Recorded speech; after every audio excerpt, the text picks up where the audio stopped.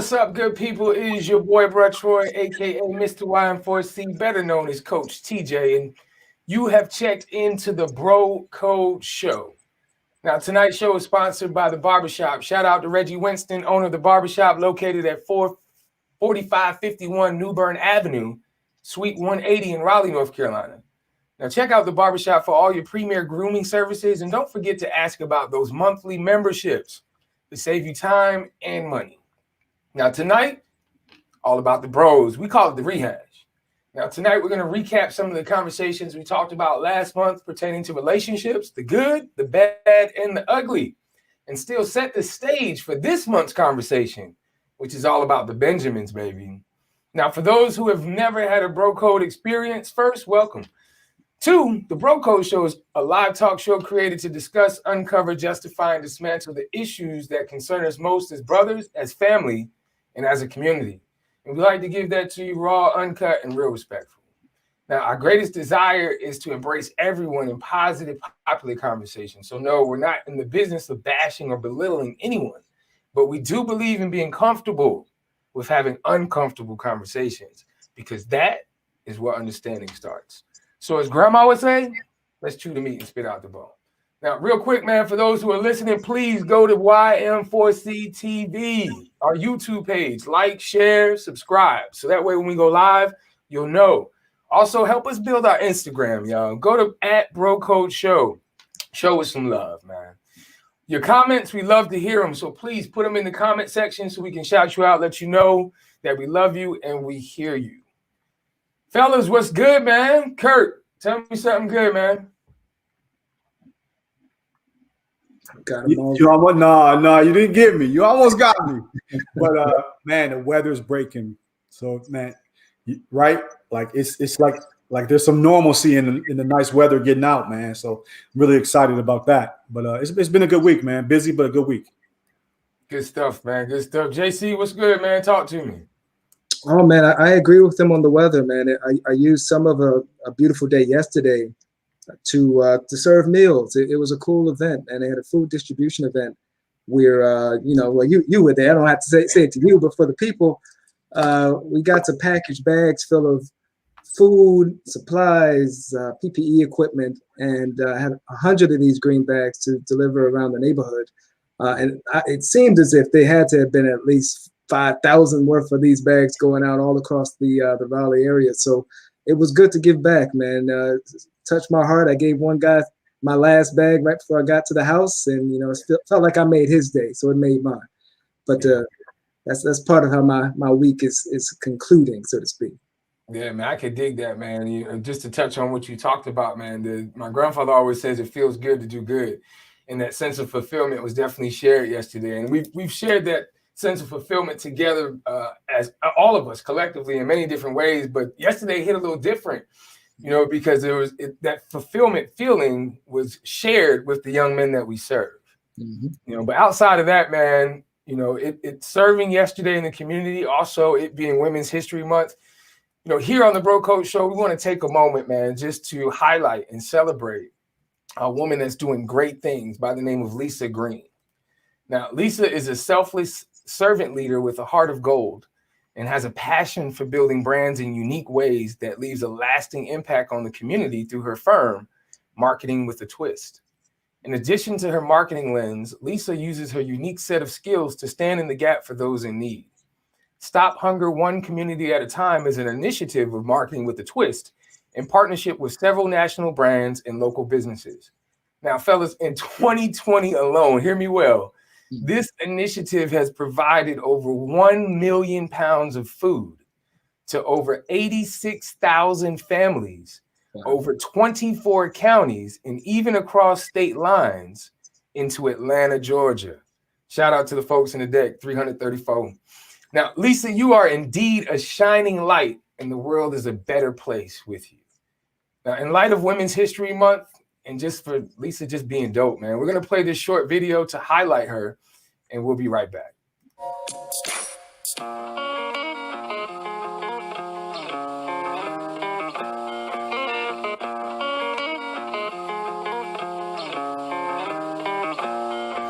All of us together. There's no I in team. Mistake either effort for everybody. And even though it's a me in team, without the E and me and you, it would be no you. You took the efforts of your naysayer to show you know, you supported to say you can go. And we're just doing what God do, paying it forward. So we standing in the gap, going to where they are with boots on the ground. And we've got plenty of organizations out here, YM4C, Marketing with a Twist, the Stop Hunger is the main part of this, partner with the Raleigh PD. And it's just many organizations. It's also a time to collaborate and create new friendships and partnerships so we can keep this going. Because it's not about me, it's not about you, it's about all of us together. We all in this together.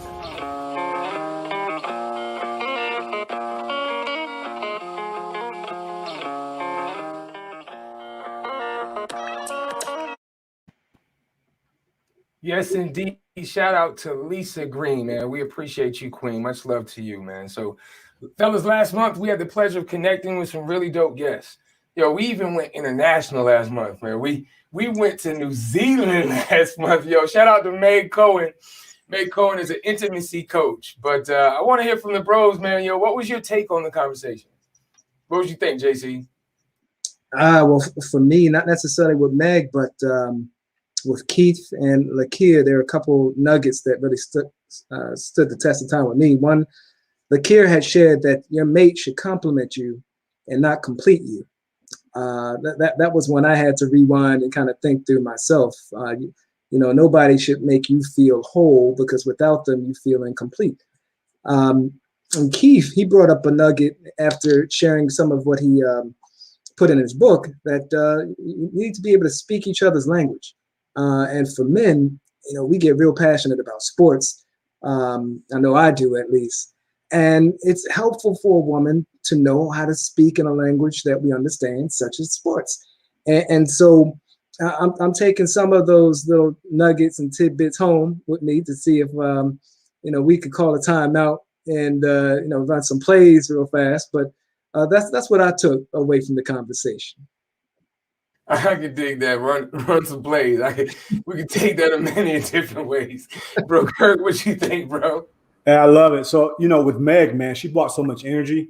Now, I've been following her page because I've been trying to find something that tops what she said when she talked about the orgasm gap. I think she said that, women are always getting theirs and men are left without theirs. Isn't that what she said? Or was it the opposite way around? Other way around. Other way around. That's the gap. Yeah, that part. And then Jannard, man, when he talked about communication and suicide, and everything he talked about with communication and just how much we assume instead of having those deep, open-end conversations. And if we would do that, how much better our relationships would be.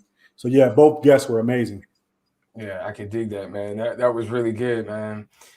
For those who are just checking in, man, we're here with the Rehash, man. We're here with the Bro Code, and we'll be segueing into our conversation for this month. And obviously, fellas, we know that nothing great is done alone. So, hey, man, let's bring on some real dope fellas, man. Tonight, we talking all things money related and really kind of peeling the lens on that conversation about the Benjamins. The guests for this month will be adding insight on 4 main topics. And those 4 main topics are living debt-free, gaining business capital, healthy habits with money, and using money as a tool.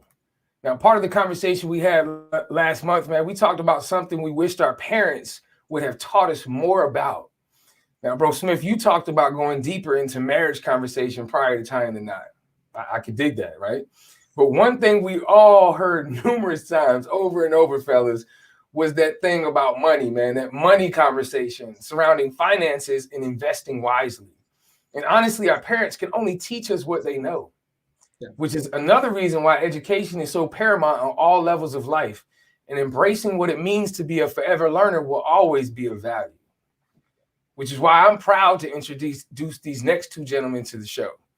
First, we have Rasheed Bellamy. Rasheed is a founder and CEO of C-Suite Executive Solutions, a company that provides startups and nonprofits with superior and affordable operational expertise to ignite next level growth, expansion, and in some cases, full reinvention. Now, upon retiring from the United States Air Force after 26 years of service, Rasheed put his leadership expertise into action, operationalizing success across technology, nonprofit, and startup spaces. Fellas, help me welcome Rasheed Bellamy to the show. Rasheed, what's good, brother? How you feeling?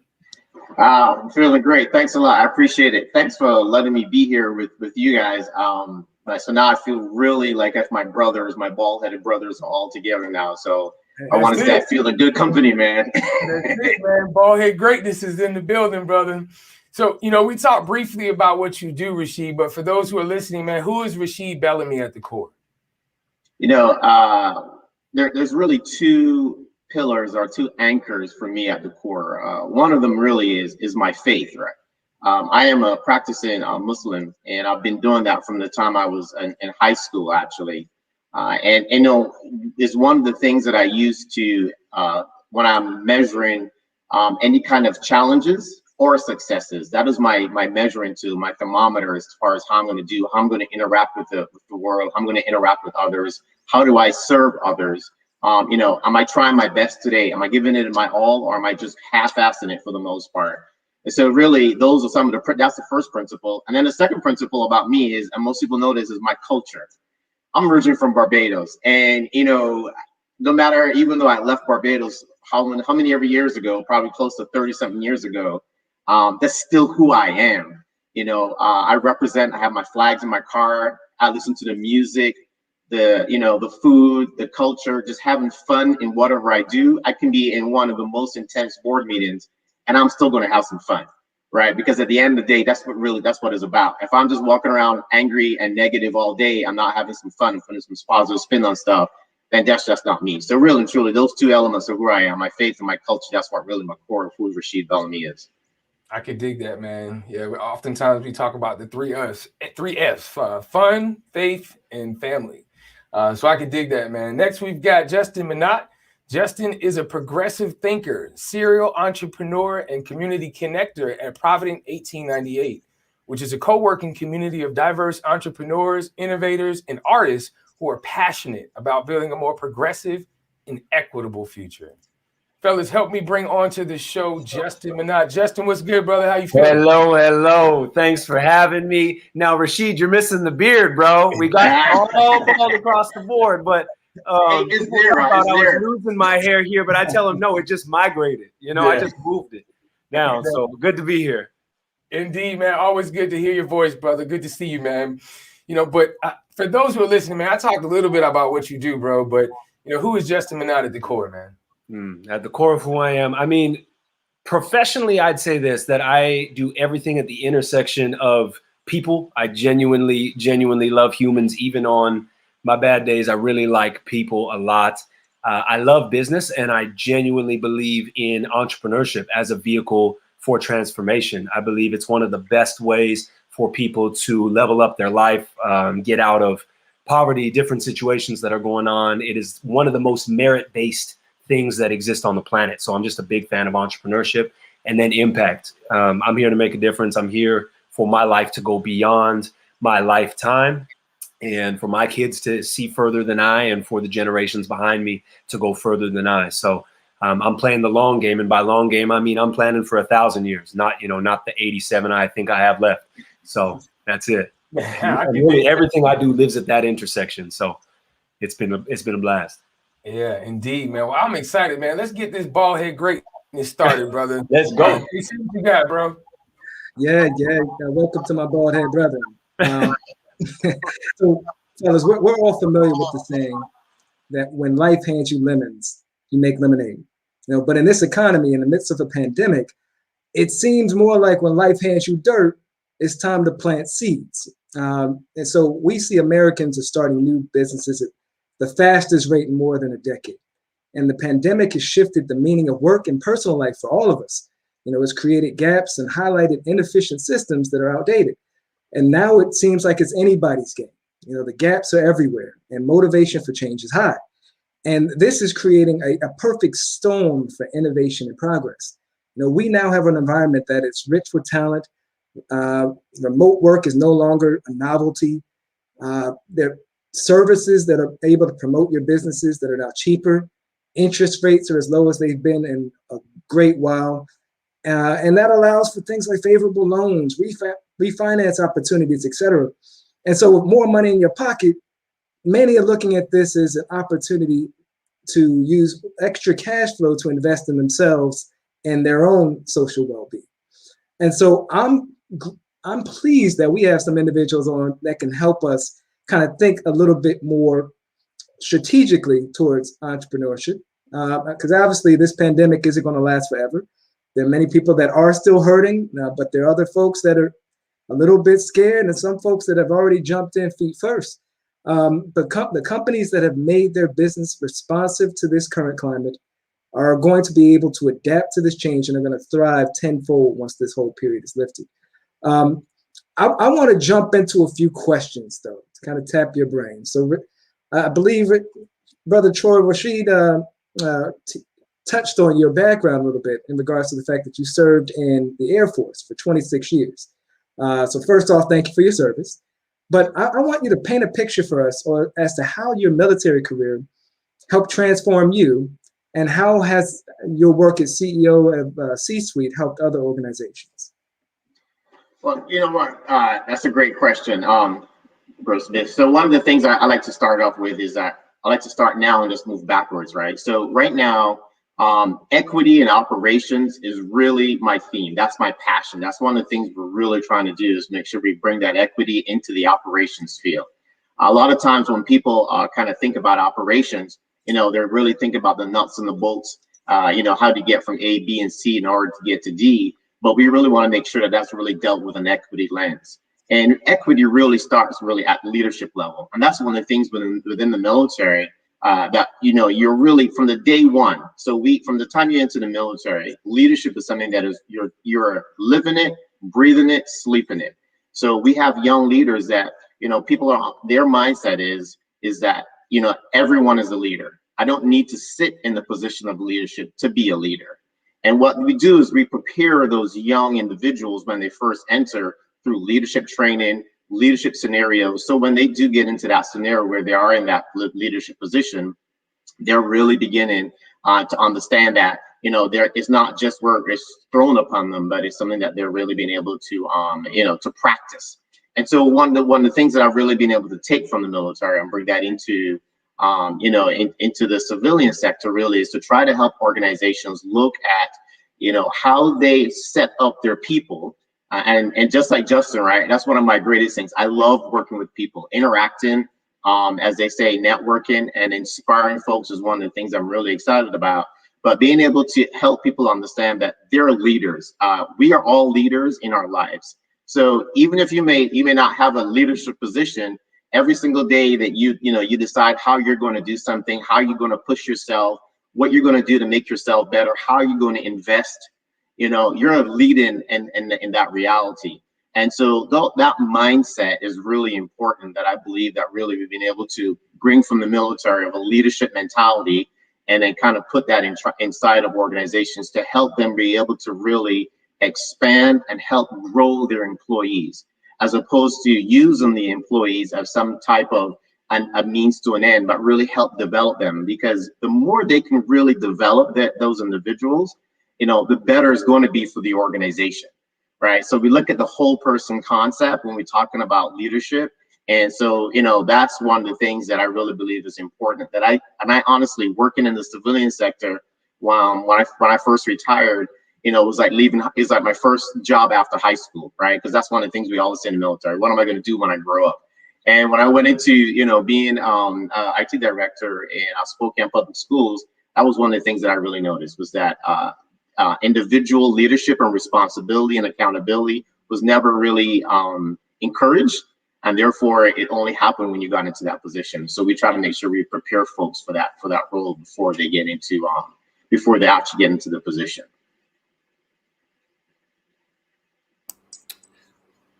So love it. Great answer. Justin, you actually provide an organic think tank for creatives and entrepreneurs alike at Provident 1898.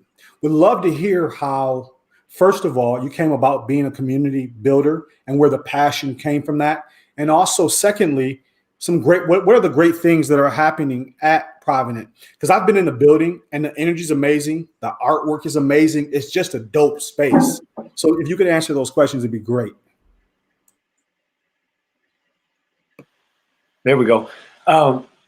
My passion for community building, I'll share a story from a Malcolm Gladwell book. He talks about this one Ethiopian tribe, and I feel like this exemplifies the point of people coming together and doing this work as a whole. So he talks about this one nomadic Ethiopian tribe, and it's one of the last Ethiopian tribes that are able to be nomadic in the world. And one of their common practices is that everywhere they go, whenever they see another member of their community, another member of their tribe, they stop and they share information. They say, hey, you know, I saw the wind going this way. I saw the elephants were moving this way. You know, what did you see?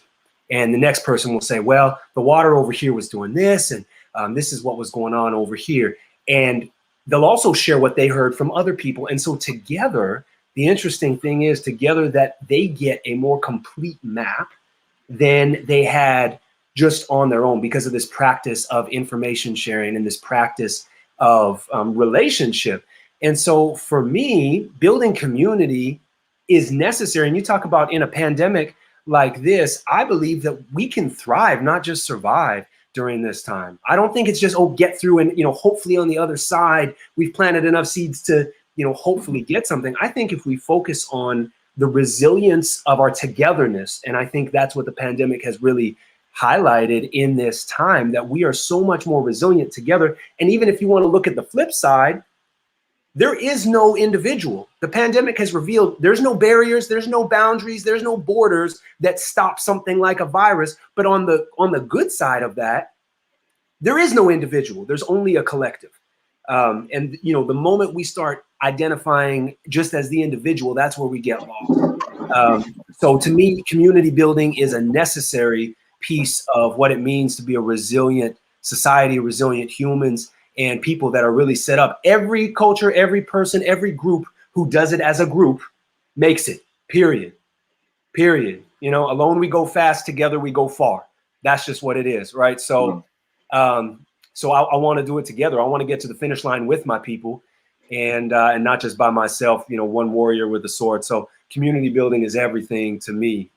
The second question, what's going on at Provident? Provident is an amazing community. So it's built on the history and legacy of Black Wall Street.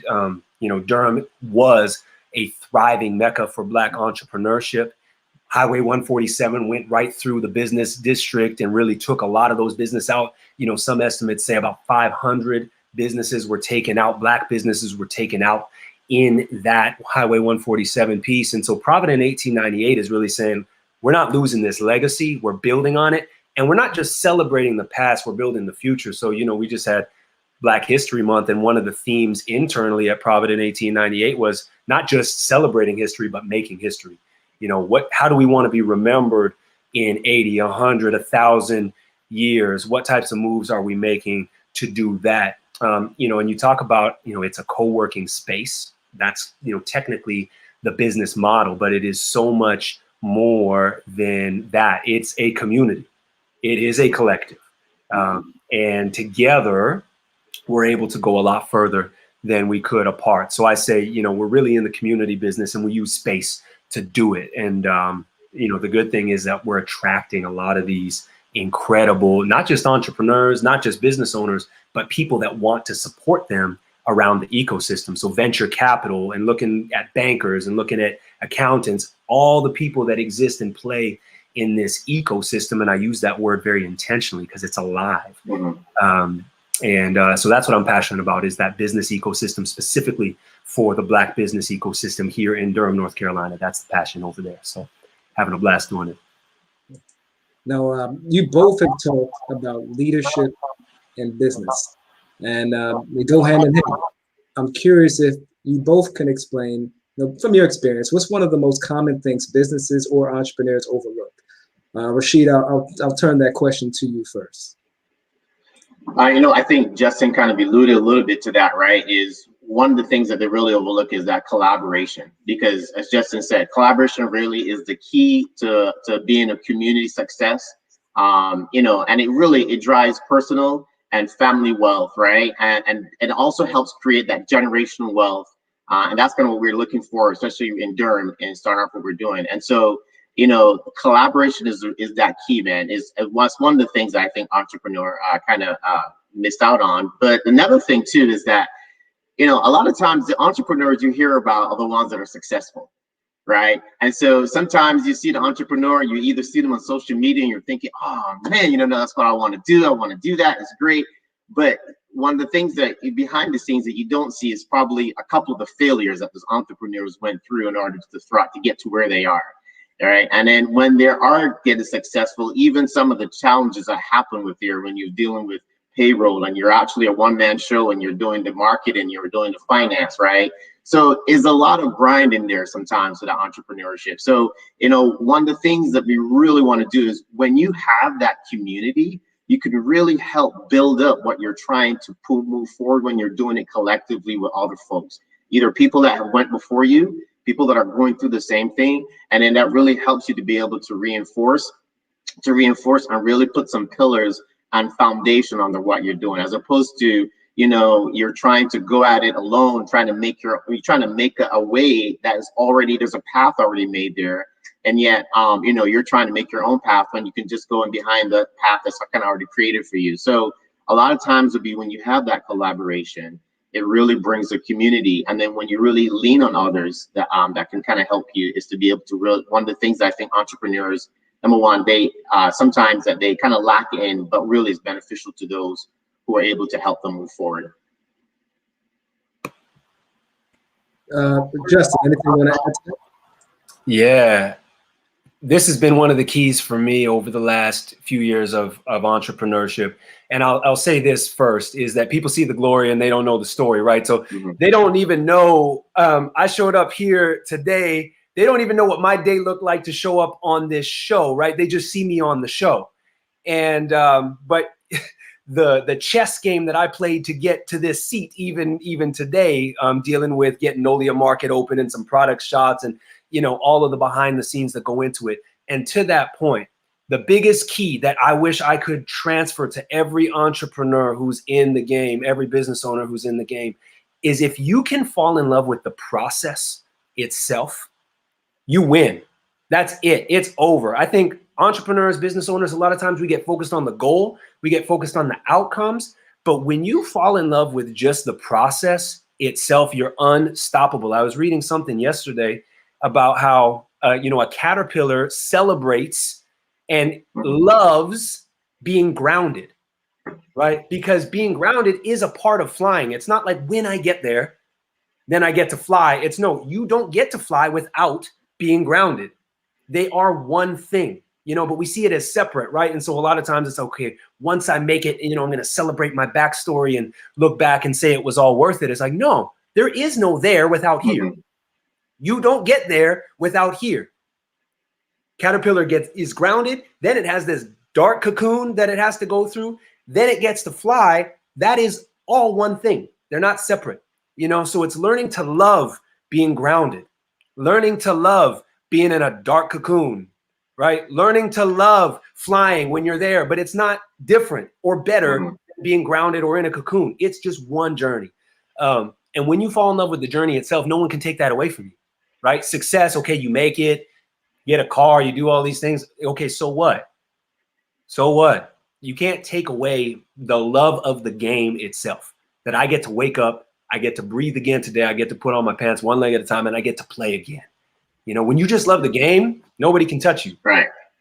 So that's it for me. It's just fall in love with the process, just fall in love with the game itself, the love of the game. And, you know, that would be my biggest piece, that if I could have everybody take that away, because then when you do achieve whatever success is, it doesn't go to your head. When you do, quote, fail, which is really just learning, it doesn't go to your heart, right? Don't let success go to your head. Don't let failure go to your heart. That's the game. And, you know, love the process, you'll get there. Yeah, and I like to add to that too a little bit too, Justin, because that's really interesting. It's the fact that, you know, entrepreneurship is really, if you equate it, is also part of how we go through life, right? When we take on a new task, that's like an entrepreneurship if you think about it in a way, right? You're bringing something new into your life that you haven't done before. And a lot of times our mind, which is one of our greatest assets, could also be one of our biggest hindrance, because we have a tendency sometimes to really tell ourselves, hey, this is too hard, this is too challenging, it's not working for me, I've failed too many times. And so what happens then is we become defeated before we even get started. And so really having that mindset to really understand that you've got to, we only use 70% of our brains. We need to really tap into that really and be able to move through. And I think a lot of that comes to, where you do physical activity and you're out, let's say you're doing a run or you're working out in the gym, and all of a sudden, you're supposed to do 10 reps and your mind is telling you, hey, I want to take the path of least resistance. I only want to stop at 6, right? The idea is you don't stop till you're done.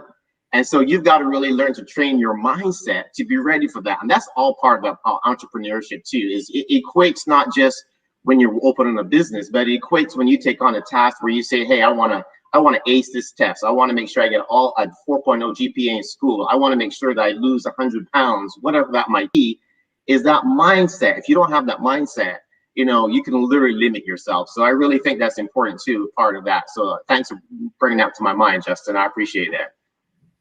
Man, well, you are checking into the Bro Code, aka Ballhead Greatness, and we have heard a whole lot. I'm just saying, man. I was sharing with someone the other day, fellas. Not all superheroes wear capes.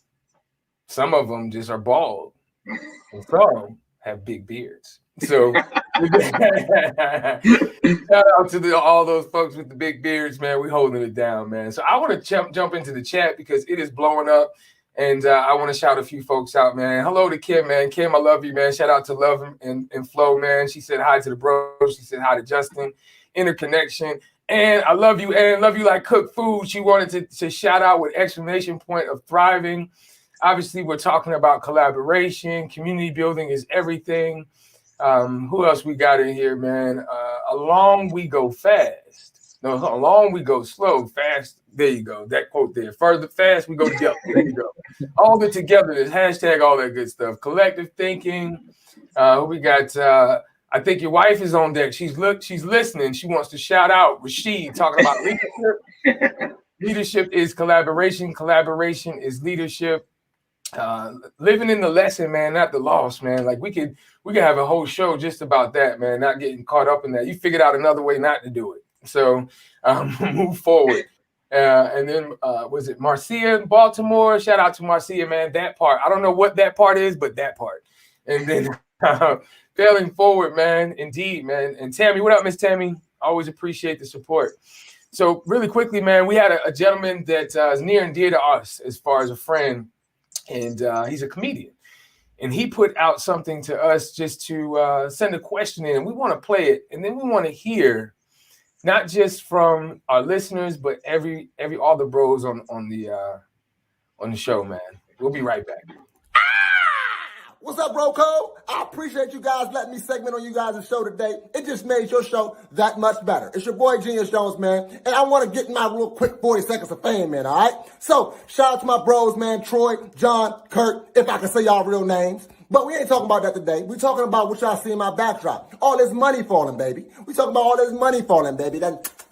De Niro, okay? I want to know, I'm asking the questions now. All right, since y'all usually ask the question, I'm asking the question now. How much money is a lot of money? How much money do you need right here today, man, for you to be good? I'm asking the bro code. I'm asking the audience that's watching. How much money do you need? 1 trillion. You got to say a number you can count to. You need 100. You need 300. What you need? Genius Jones wants to know, man. Have the discussion and let me know what y'all come up with. All right, I'm out. Shout out to my man, Genius Jones, man. They say laughter's food for the soul, y'all. We should eat more, bro. But I'm curious, man, how much money do you need to be good? Like, what is there a number? And for those that are on the line, because we are on the show, man, we could be here all day.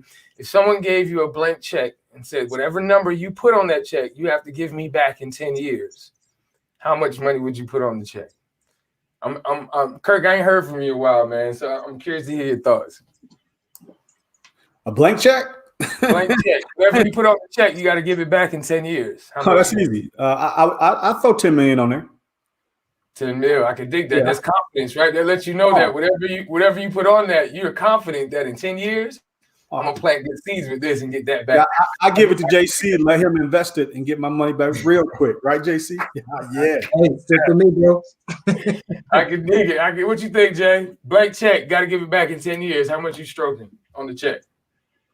10 years. I see. He took my 10. I was thinking 10. I'm gonna stick with that. I won't overcommit. I'll still say 10. But to the question of how much you need to, man, I'll say 10 and we'll keep it moving. I may add on as the conversation goes, because I could talk for days about that money number, but 10's my number. 10 mil. I can dig it, man. Don't get started. Don't get JC started talking about money matters, bro. What you think, Justin? How much money is good, or the check question? Which one? Okay, so I have a very different relationship with money. And we all have a relationship with money, but I'll leave that alone for now.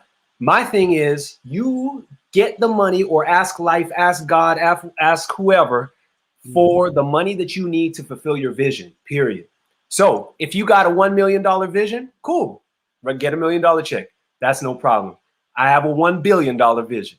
That's where I'm going. So that's the check I'm stroking, because that's what I want to do. I'm talking community centers, hospitals. That's the level that I want to play on in this lifetime before I leave. So I'm stroking a $1 billion check, and we're going to make it grow to several billion, but not for me. And I think that's really the difference. My family's going to eat. All of that is good. How much do I need to be good? Very little. Very little. I live in a shack on the beach and whatever. It's not about that. To me, it's about the legacy, right? And so I'm asking according to the vision that I have, not according to like how much do I need to eat? Not a lot. I mean, I eat a lot, and I like organic, but right. But it's not about me. So that's what I'm saying. Different relationship for me. I can dig it. She, what's your thoughts, bro? Man, so that's a good one. I would say that if I'm writing a check, you probably get two different responses out of me and my wife. I'm kind of like Justin. Don't get me wrong. I mean, I like nice things. However, I'll probably say 20 million. That way you can really make that money work for you, as opposed to you working for money. You make the money work for you. And then I write that check for 20 million. Now, as far as the other question, you're absolutely right. I think that's really up to distinguishing between the money and wealth, right? Understanding what that difference mean, right? And what does that mean to you? And being able to create that generation wealth for family. So I think that's really what's important. And so you're right. I've seen, and I've been in places where people are surviving on less than $100, and they are the most happiest people I have ever met. I've been in Turkey, and I was invited to this house, and it was him and his wife and like 6 kids, and probably something by like probably 12 by 20. And I'm telling you, hospitality was like if I was in the palace, right? So those are kind of the experience that really helped me kind of shift my way from thinking that, that money is really that thing, right? It's really about what you make of what you have, and being able to do that generation wealth going on. So that's my response to the second part. I could dig that, man. I'm gonna check in with the crowd real quick. Ann said, "I'd give the check back. No debt for me." I was like, okay. Now, I'm right there with you, Justin. When you talk about, you used a word that we shift on a lot called legacy, and really we call it leaving your thumbprint or your footprint on the earth, making sure that however I leave it, it's better than when I was here. So yeah, I can really dig that, man. Marcia says, she made a quote earlier, said, "While you're grinding, you're growing." I could dig that. Go beyond what you think your limits are.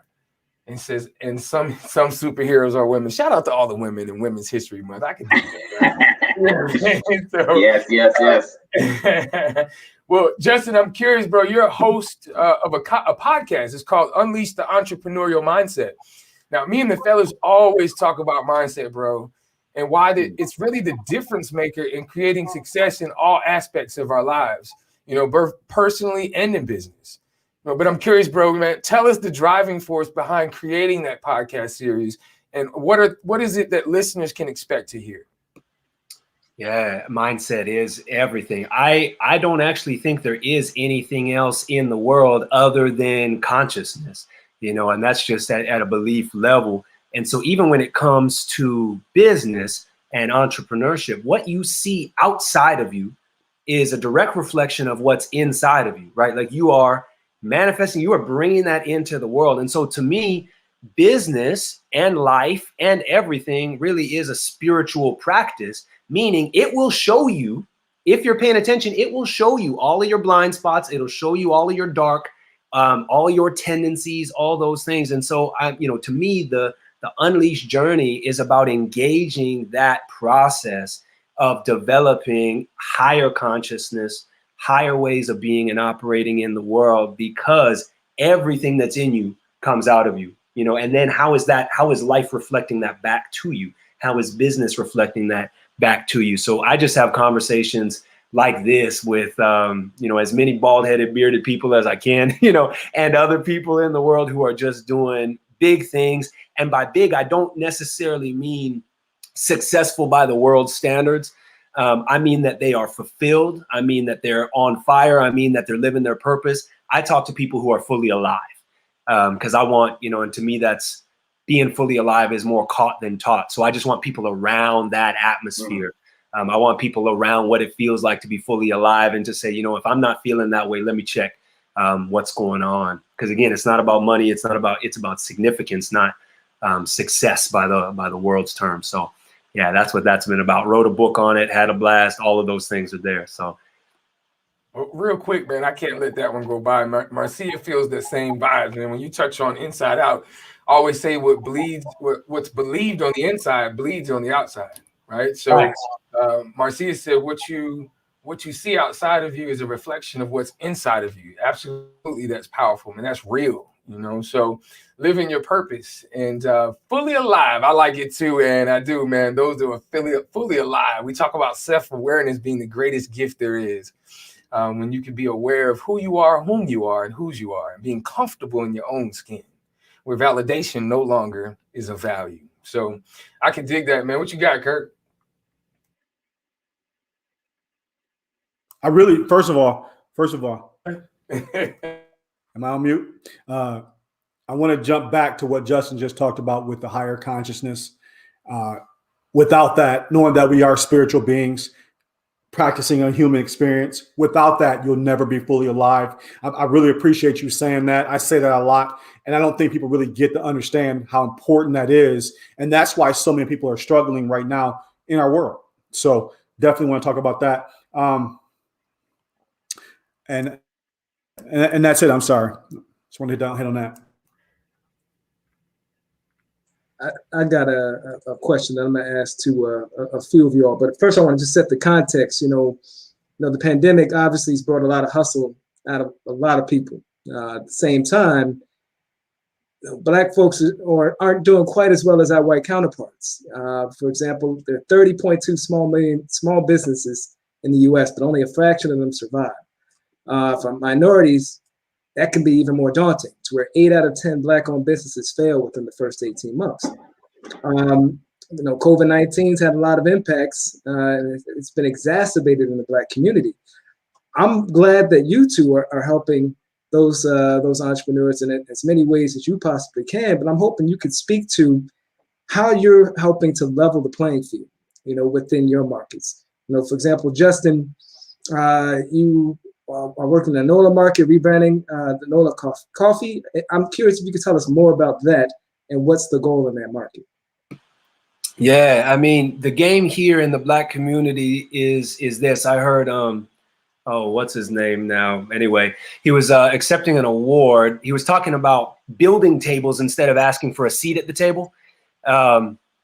Anyway, name slipping me. That's all right. But yeah, I'm talking about building tables instead of begging for a seat at the table. So to me, Black entrepreneurship is that. And with NOLA Market, we just saw this opportunity. You're saying that Black businesses are closing down at higher rates. There are major gaps in terms of access to capital, access to market, so many different pieces of the ecosystem that you could really play in. But NOLA Market, its space here is providing revenue, dollars generated for Black businesses. So we have this market of all Black products, just a ton of Black excellence in there. We're marketing, we're fulfilling. We have about 20 vendors signed up already, and this is launching fully in April. We're really excited. But really the goal is revenue and exposure. That's it. Revenue and exposure for these Black businesses, because it's needed. And we need to be doing this together. I think one of the issues I heard, one of my mentors recently talked about how the problem is that we go in the jungle with our machete, right? And we chop for a while. And then the problem is that the next person doesn't come behind us. What they do is they go to a different spot and start chopping again, and then the next person goes to a different spot and starts chopping again, and so you have all these like 1 mile paths, everybody working their tail off to make these little 1 mile paths into the jungle instead of coming behind each other and saying, okay, what are you doing? How can we amplify this? How can we do it together instead of me needing to have my own little path for what? And so it's really a more of a collective approach to the game. And that's what No Limit Market is let's do this together. Let's create these paths and these avenues together. And one of the best, most exciting things to me is these entrepreneurs are promoting each other as well. It's not just, hey, I'm fighting for mine and I'm trying to get my, my business right. They're looking to promote each other and really rise together, which I think is how it works. So I love that. And I want to say that it's really important for us to stop working in silos because other cultures have a blueprint for this. It's not that hard to assess these clues. But Rasheed, I want to jump into leadership with you. And you spoke about having a pure heart as an effective servant leader. Farmer Food Share was a former client of yours. Would love to hear how that came about and how leadership was a part of that. Well, yeah, it's great. So, it's really along the same lines of what Justin was kind of talking about, which is really going in and at that point, specifically with Farmer Food Share, the idea there was really to bring small Black farmers, right, to the table and being able to have exposure to that of medium and large size farmers here in North Carolina.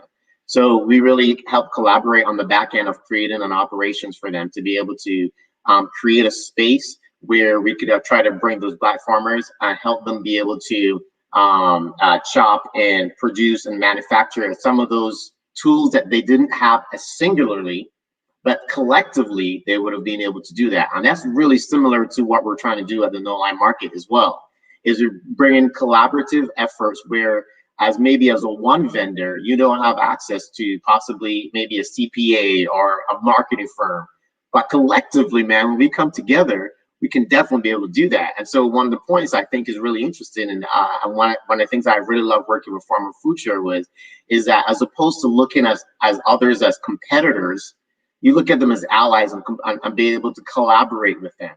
Even though you might be in the same business, right? You might have the similar products, similar services, but the idea really is to collaborate and see how you can help each other move forward, as opposed to trying to, espionage, or you're looking to see what they got so you can infiltrate and so that's that whole capitalistic way of looking at things, is really detrimental. And so that was one of my fun things working with Farmer Food Share on, along with now working with No Line Market from the ground floor this time, really trying to establish that. And, funny thing is today we did some vendor photos and we had a vendor meeting last week. And to be able to see the collectiveness of these Black entrepreneurs trying to come together to really build something as a community was really just, I've never experienced anything like that before. Usually, my working in the leadership capacity is usually in the military, is work usually for an organization, but to really be talking about people and helping impact them as a community was really something that I have to say, I have to take a step back and really enjoy that moment to realize that, man, you're really making an impact and a difference. So that pure of heart, it really is part of that servant leadership, is really trying to see the success of others really over your own, right? Trying to give some back to them. And so that's kind of where we're at. So I'm happy to be here, to be a small part of this whole machine. So it's great. Good stuff, man. If you're just checking in with the Bro Code Show, aka Ballhead Greatness, and we're talking all things money, we've got many a nuggets been dropped, man. Like really, we could just do another show just to recap some of the things and really dissect some of the things that have been said, from the faith that's within, that's poured outside, to leadership and collaboration, to mindset and how that is the beginning of all things great. But I'm curious, man, we do have to wrap this up, man, but I would love to first shout out the crowd, man. Lisa Green says, working together to leverage the playing field and networking to build your net worth. And then Ann says, look for allies. right? Look for allies. So, Justin, I'm curious, man, how can people listening follow you or get in touch with you and support your business?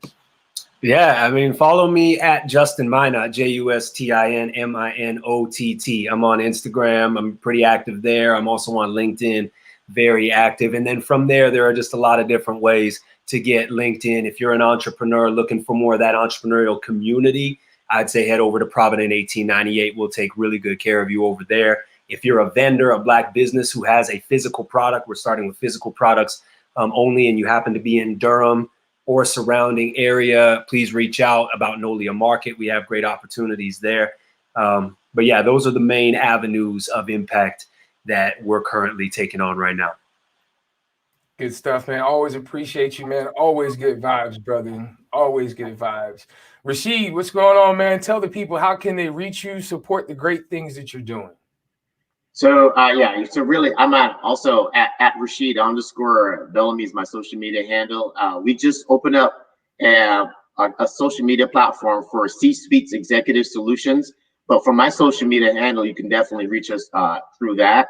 And one of that things that we're really trying to do and really excited about is really trying to help bring that equity to operations and being able to unshackle some of those chains of advancement for organizations to be able to move forward. So cspeaksexecutivesolutions.com is our website. Hit us up anytime. We're really looking forward to being part of the impactful community. Good stuff, man. We certainly appreciate you guys. Thank you for joining us, man. We look forward to connecting soon.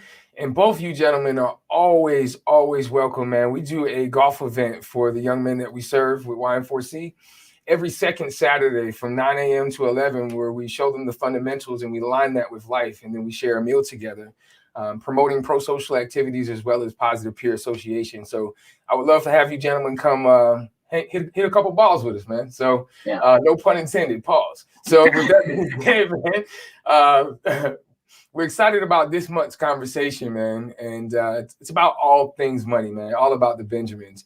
Now, next week, part 1 for this conversation, we'll have Keith S. Dick, Kevin S.